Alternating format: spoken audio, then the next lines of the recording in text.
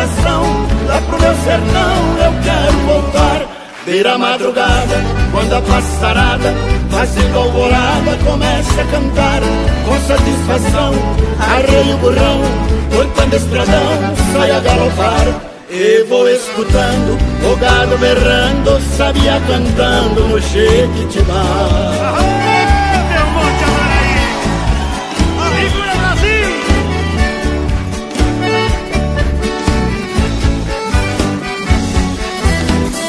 Por Nossa Senhora, meu sertão querido, vivo arrependido por ter te deixado.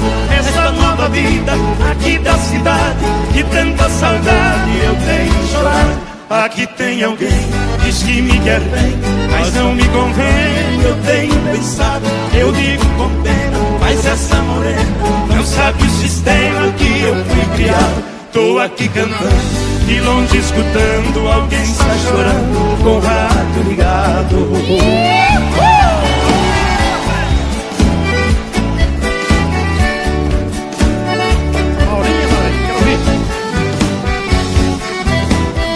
Que saudade imensa do campo e do mato, do manso regato que corta as campinhas. Aos domingos eu ia passear de canoa nas lindas lagoas de águas cristalinas. Que doce lembrança daquelas festanças onde tinha danças de lindas meninas. Eu vivo hoje em dia sem ter alegria, o mundo judia, mas também ensina. Estou contrariado, mas não derrotado, eu sou bem guiado pelas mãos divinas. Graças a Deus. É o Monte Amaraí cantando. Chega, moça!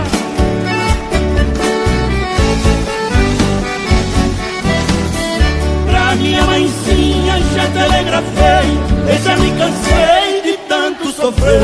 Nesta madrugada estarei de partida, e a terra querida que me viu nascer. Já ouço sonhando, o galo cantando, o nhambo piando no escurecer. A lua prateada, clareando as estradas, a relva molhada desde o anoitecer.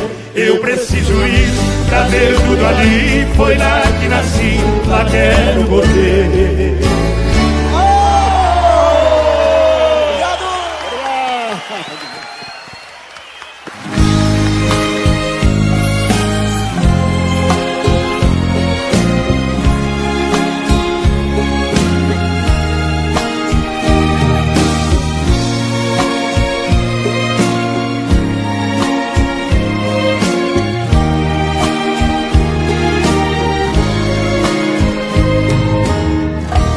É calor de mês de agosto, é meado de estação.